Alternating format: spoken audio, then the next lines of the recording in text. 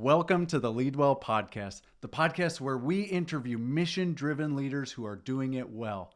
And we ask them what they're doing and how they're doing so that you can lead your business and your people well. A recent study showed that over half of the workforce is feeling burnt out and they are ready to quit. And for leaders, that percentage is even higher. That's why today's episode is so important. Juan Alvarado is a United States Army veteran who has trained tens of thousands of people in some of the most high stakes situations that there are.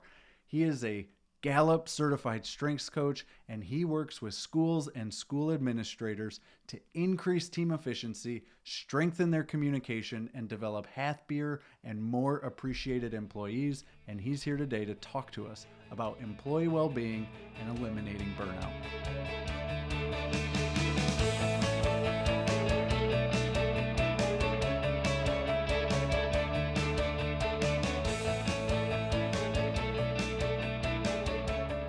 Hey Juan, it is so good to see you. It's been a while since we did your podcast. Thank you for coming on this one. I can't wait to dive in with it today with you. How are you, my friend? I'm doing well and blessed. Thank you so much for having me today.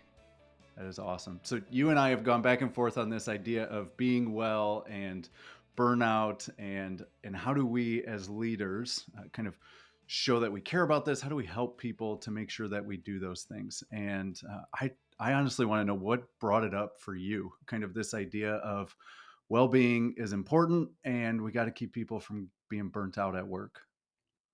Yeah, so it all started with just being engulfed in Gallup strengths and being involved with the Gallup organization and them doing so much research on well-being and how do we continue to move forward in this space.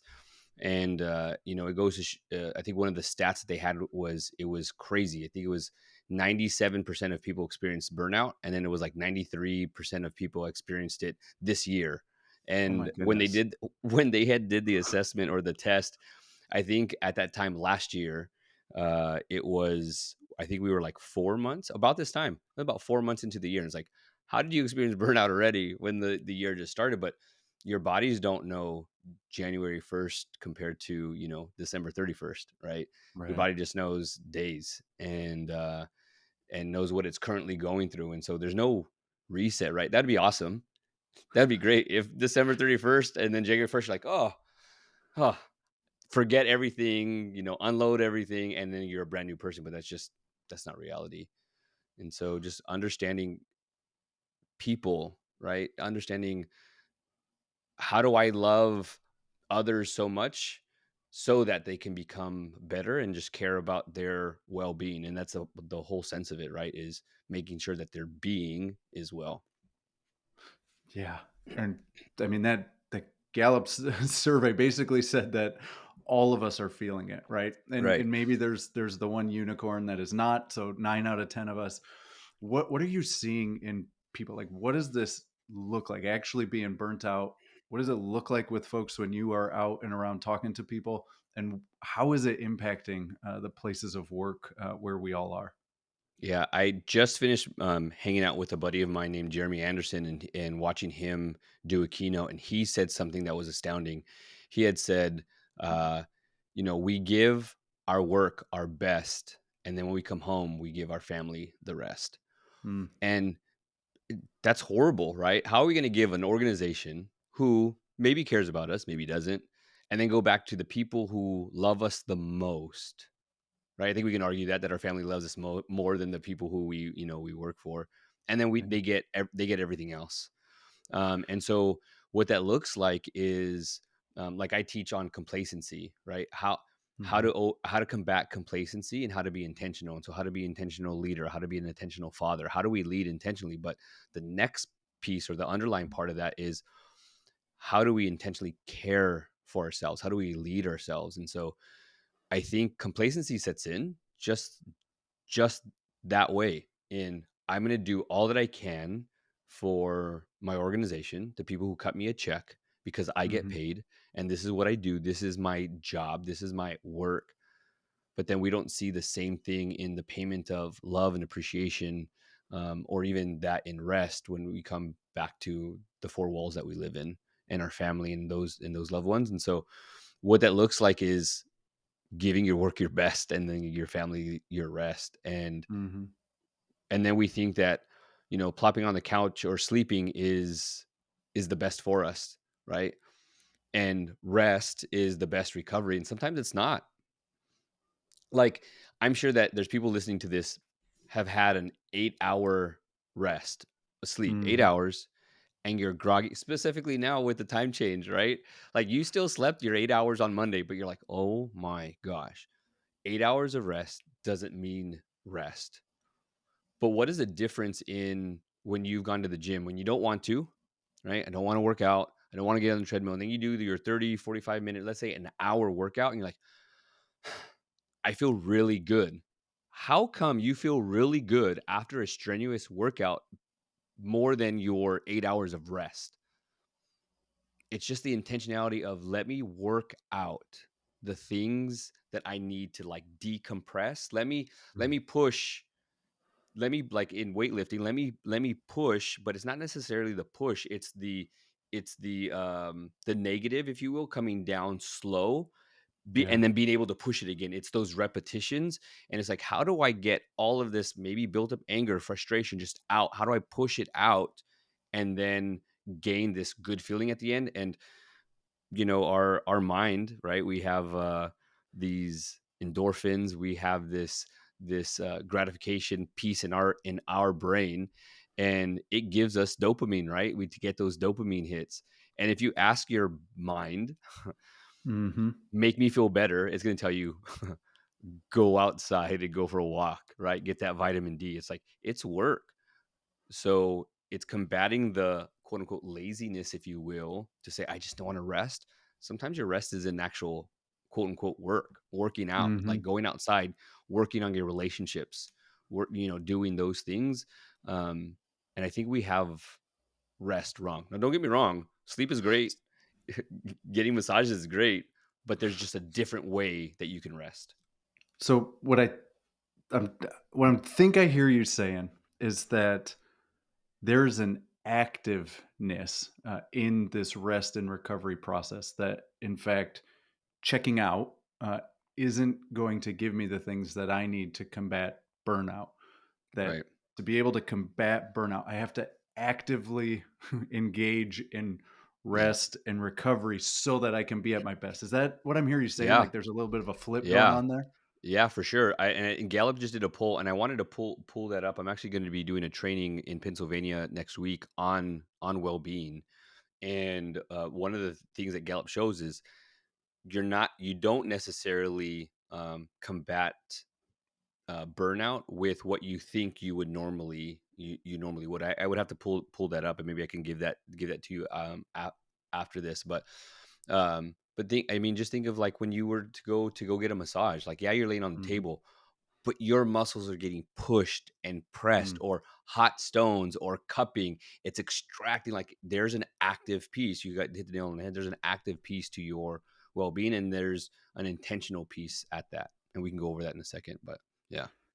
It's so intuitive and yet it's counterintuitive, right? Like, I mean, you and I, we both have kiddos. We talked about that before.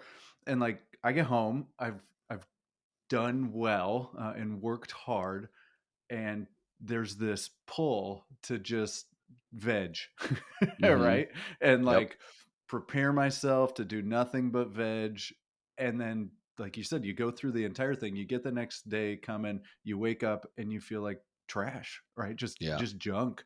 And yet those days where I hit home just as hard as I hit work, and then I'm so tired that by the time my head hits the pillow and I wake up and I get right back up and really start actively moving through my day again, for some reason it's almost like that car's not in neutral. It stayed in Hmm. drive, but I feel better than when I tried to actually park it and just let it be.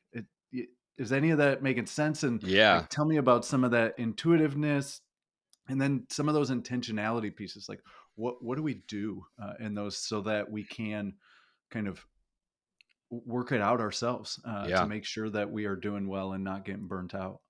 I did this just the other day. I wanted to come home and plop on the couch, and I did. and my son was excited that baseball season's coming back. We're big basketball people. My boys play basketball, but we're really at heart baseball fans. And Dodgers had a spring training game just the other day, and I just wanted to sit down. I wanted to throw the game on, and for me, my recovery, my peace, is watching baseball. Like, there's just something about it. It's almost like for some people it's golf, right? But for me, it's baseball. To be able to watch that, and my son was on the couch, and I said, "Come here." Even though every dad's dream probably is to watch sports, maybe have a drink in your hand, kick your feet up, and just relax, and probably nod off in between innings, and No, have that that never happens. yeah.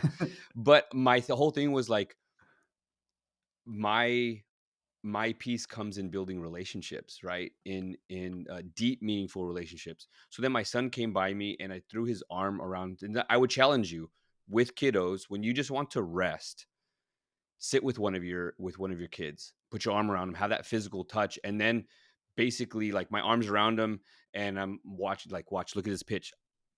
3-2 pitch, runners should be running, right? There's two outs, they should be going across, but this guy has walked two or three people, can't find the strike zone, watch the ball go like bottom left. And sure enough, bottom left. And he's like, "Dad, how did you know that?"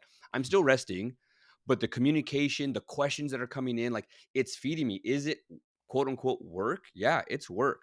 I didn't have to bring him over. I didn't have to put my arm around him, but it's the intentionality piece of, I know that when you are hurt or you're struggling, even for a man, sometimes just that hug from your spouse or from your kids, there's something there. It does something to, again, that dopamine hit of a physical touch, of consoling. And we can do that when we're happy. We can do that when we're mad. We can do that a whole, we might not feel like we need it, but w- like, you don't need half the stuff that you think that you need, right? You don't need that donut. You don't need that. What you need, there's a difference between what you want and what you need. And this is what I do even in leadership. Like, I ask organizations, what do you feel that you want?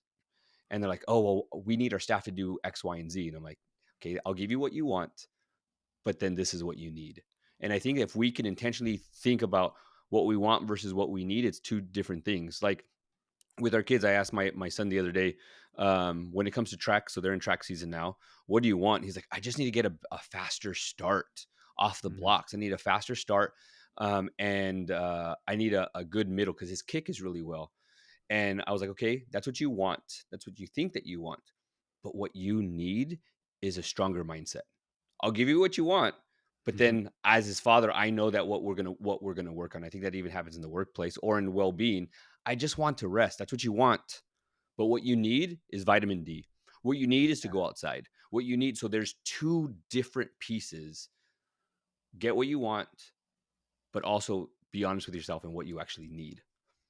Yeah, that's huge. And I heard it that burnout isn't just like we get tired of doing the work, that there's an emotional switch where we've gone from being fatigued to actually carrying a lot of emotion around this. And all of what you were just talking about was really some of those needs that we have, like deep sea, right? Physical, emotional, mental, which is why when I was feeling lethargic, out of my order, I decided to go for a run after breakfast, which I never do. I always run in the morning, right? It didn't happen that day, and I just knew like I need that thing to kind of combat all of what's going on. It was a physical thing. There's this emotional piece that all of a sudden starts to reframe. You talked about it in terms of relationship. So we're talking to the individuals. Now let's think about it. A leader's thinking, I got to do this for me, and I'm responsible to my team so that Mhm. they can also do this. How do I practically live it out myself, but also kind of work it into Yeah, what's expected or that I'm giving what my team needs right. whenever they're there working? Yeah, great question. I think a lot of staff, the reason why they feel burnt out at work, and there's 5 essentials to well-being. Let me go here first. There's a difference between well-being and wellness. Wellness is in one area. So you have organizations like, "Oh, we're bringing in somebody to help with wellness." And I'm not, no knock on those people, but usually it's like, breathe in and take a deep breath and breathe out. And it's like, cool, but Rachel in accounting is still on getting on my nerves and still hasn't missed a deadline and stuff. So breathing is not going to help me. But there's a wellness piece, and wellness is one Mm-hmm. area. Well-being is the whole being, right? Mm-hmm. And so I add a piece. There's Gallup talks about 5 essentials to well-being. I think that there's a sixth one, and we can get into the sixth one. But when it comes to work, people want to be recognized and acknowledged, seen and heard, right? And a Mm-hmm. lot of times people feel like I'm doing all this work, but am I even getting the kudos, the high five, the pat on the back, the acknowledgement that I'm doing? I just met with somebody today and they're saying, my boss asked me, why do you need this training? Because they're going to bring me in to do a training with them, a Gallup Strengths Finders training. And they're like, why do you even need this? And the two bosses or the two people that I've talked to, like, my boss doesn't even know the extent of what I do. Mm-hmm. And so burnout sometimes is like, do you even know what I do and how hard it Mm-hmm. is? And so the acknowledgement piece, the recognition piece is a big one. The first two kind of link together. It's career well-being and financial well-being. And I tell leaders, and this is what I was alluding to in that beginning piece was, I tell leaders just to slow down, and instead of asking the generic question of, "Hey, how's it going?" or "How you doing?" The difference in slowing that comment down. "Hey, John, real quick, today, before you get started, I want to know, how are you doing?" Yeah. You're not the manager. You're not the CEO. You are John. How are you doing? And just slowing that down. I make the joke that I tell leaders, it's not a Joey from Friends thing. Hey, how you doing? Right? You'll get fired for that. Don't do that. But when we just slow it down and think about the person, and this is where comes into the career well-being piece, is Gallup says, you know, your well-being in your career when you love what you do. Um, you have all the equipment needed to do your job. Um, and one of those other things is like you have a best friend at work. I have a podcast with piece on that about having a best friend at work. Like, it could help you, but it can also hurt you. Like, be careful with that piece. But and what we want to do is you want to rank yourself, 1 being horrible, 4 being the best. Mm-hmm. Where are you in career well-being? The next piece on that for financial is, I get paid, or I feel like I'm getting paid what I feel that is fair, right, for what I Mm-hmm. do. And when you look at those two pieces, right, and the other part of financial well-being is, I don't have to worry about bills. If I need to, we can go out to eat. I don't have to like swipe and cross my fingers and be like, oh my gosh, is it going to clear? Right. Yeah. I don't have to move money around. We can get up and do whatever we need. Bills are paid. We're happy. Right. Where I caution organizations is, you have two things that people say: I don't get paid enough for this. So they're complaining more about the work or the lack of recognition or acknowledgement. The other Mm. piece is, Hold on. Before we go yeah, there, yeah, what yeah. I think I just heard you say, which was powerful, is what is our initial response to that? And it is, Hmm. I don't get paid enough for this. And I heard, like, that's the word that popped for me, is pay. And so that's where I go to. And what I think I heard you say is, I'm not always, sometimes, right? If that actual financial well being is not there, but I'm not always actually hitting what they're asking for. You're Hmm. saying it's on the second part of that. I don't get paid enough for this. And what they're asking for is, recognize what I do, Hmm. pause and see me. The pay might be a part of it, but it might actually just be that I'm annoyed that all you want to do is throw money at me, or that you don't actually pay attention to what I Right. do. Is that some of Yeah. what's going on Yes. there? Yeah. Absolutely. And I think where the language that I like to use on that piece, because people will ask that same question. I love that you asked that, or and see that is, this is where you get the phrase buy-in. Mm-hmm. Buy-in is still valuable. Buy-in is not necessarily, let me just throw some money at you. I think a lot of things in the workplace is where we get it wrong, where we do pizza, right? I'm gonna buy Mm-hmm. everybody pizza. Cool, that's cool, but don't think that and hang your hat on, this is how I'm gonna make everybody happy. Starbucks cards, right? I hate getting Starbucks cards, and here's the reason why. I'm not a big coffee person, and even then, I'm the kind of person that likes coffee with my sugar, right? Like, the sweeter the better, but I'm not gonna line up at Starbucks. I'm not. So my wife gets all the Starbucks cards that I used to get in the workplace. Like, hey, good job. And that was the other piece. Good job. what the heck does that even mean? Yeah. And so when we talk about recognition, I talk about TSI, timely, specific, and individualized, right? S- Oof. Yeah. don't wait until the Christmas party, right? Don't wait until their evaluation at the end of the year or in 2 weeks when it's coming up. So I'll just talk to them then. No, do it now.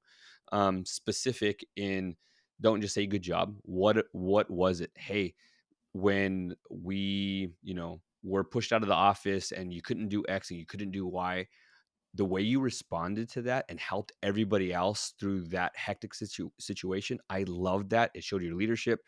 You were able to connect with that staff that I couldn't. Thank you so much for that. Specific, right? And then individualized.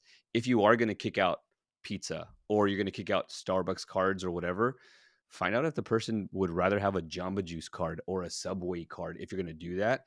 Here's the other thing is I tell like HR professionals when they bring onboarding, ask, what do you want? What's your favorite drink? What's your favorite candy bar? And even then, what is your actual drink? Because and some people have some complicated Starbucks orders, but if I was to show up with the specific Starbucks, let's just say, they need to sponsor this episode because I've used it like 5 times already. Um, but if I bring you your specific drink, 2 pumps of this and no whip and upside down and all this other crazy stuff that people have, how do I know you? How much, like, how connected is that? And so be individualized with that. And then the other piece of individualization is, do you like public praise or do you like private praise? Hmm. So if I can do that, then I'm happy at work. I'll add another layer to that.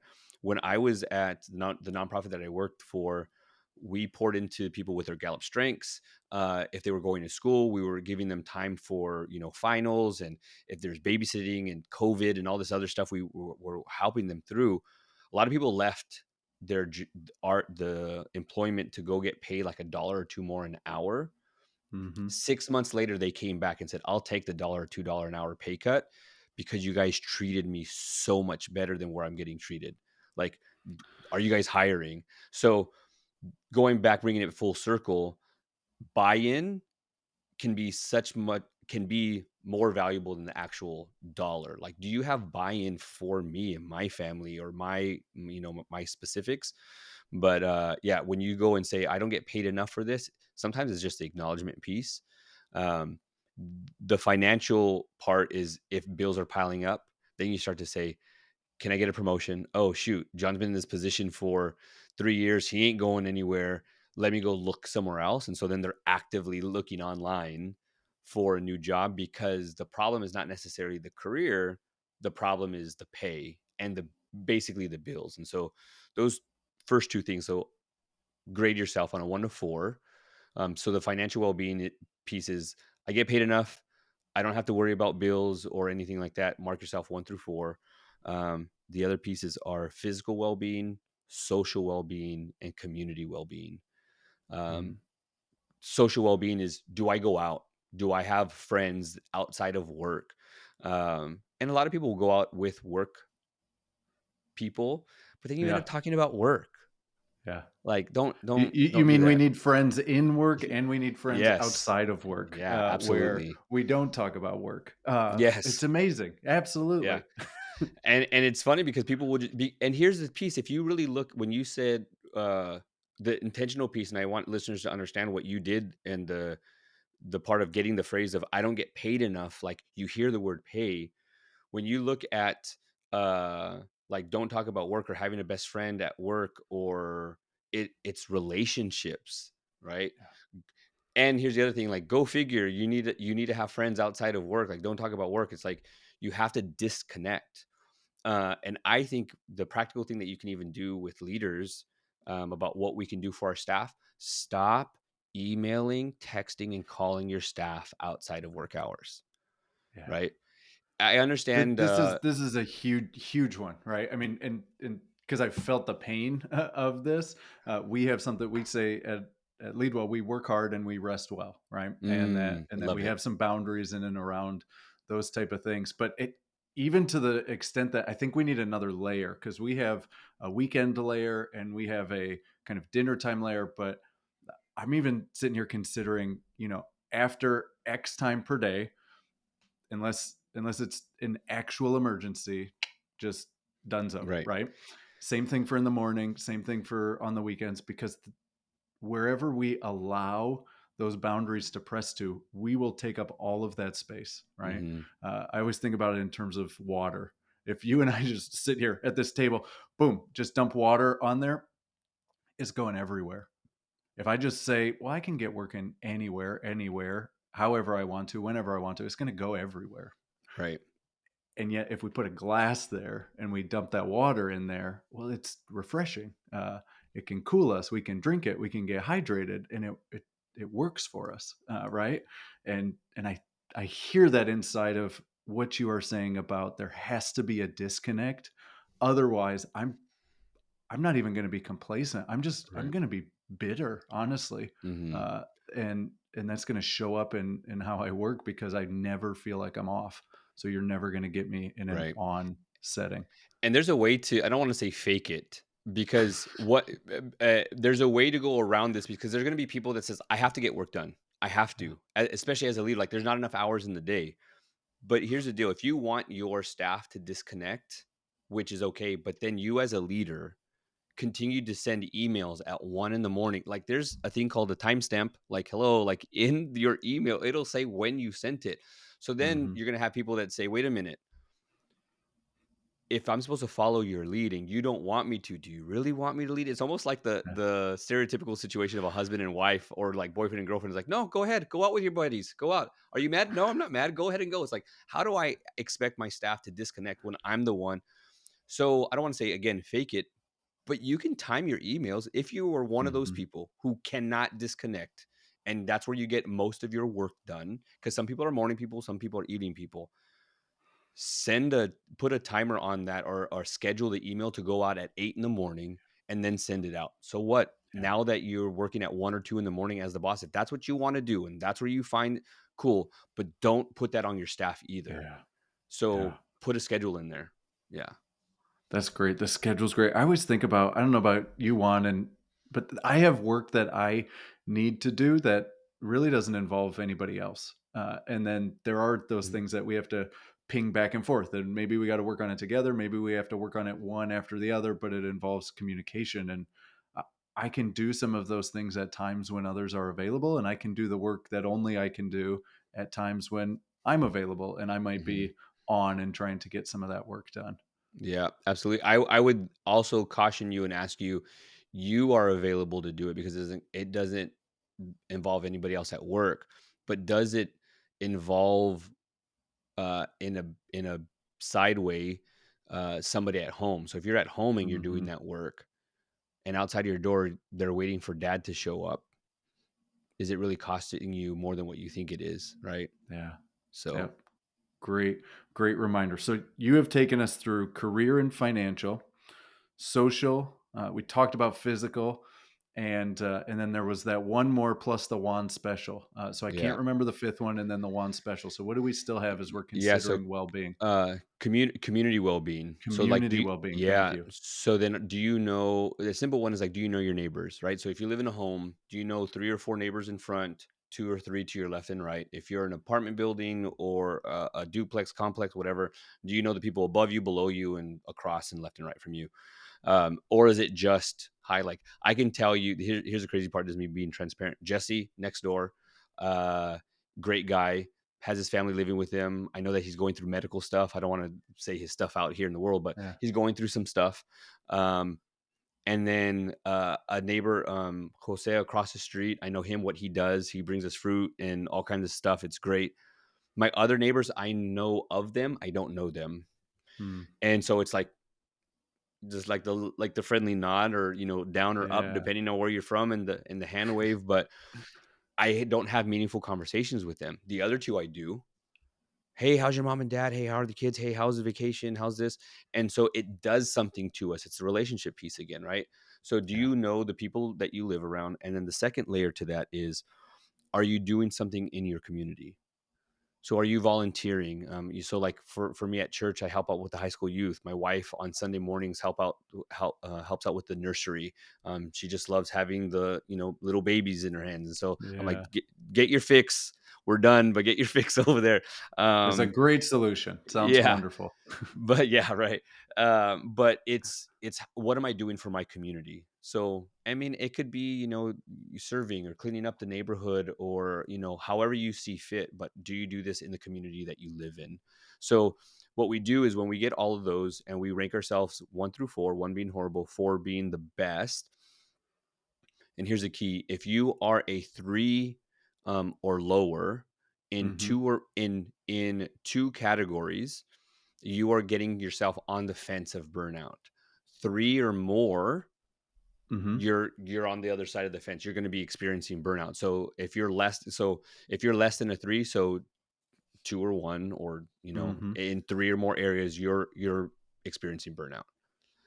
So So that's huge because I'm sitting here thinking like I don't know that I would have immediately looked and thought, "Oh, I'm missing the mark if there's only 2 that are 3 or below, like that mhm, I'm on the fence." So what I think I heard you say is anyone that's listening should go through in those 5 areas, just write it down on a piece of paper.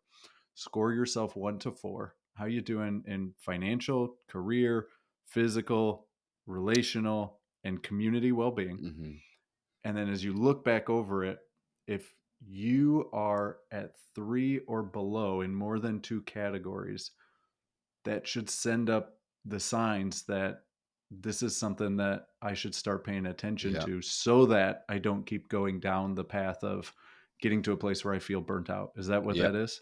Absolutely. And a lot of these play into each other, right? So I can join like social. I can join like for me a men's group at church, or a Mhm. softball community league, right? So I can get my social in there. Um maybe uh maybe in that, running around, the baseball diamond, softball diamond, or whatever, I'm getting physical done as well. And so it'll trigger one another. Same thing with community, excuse me, career and financial. But you hang out with, you have a guys' night, you hang out, and they're like, "Hey, I need to start working out. Hey, I'm going to the same gym. You want to work out together?" And so Mm. now it just fits, right?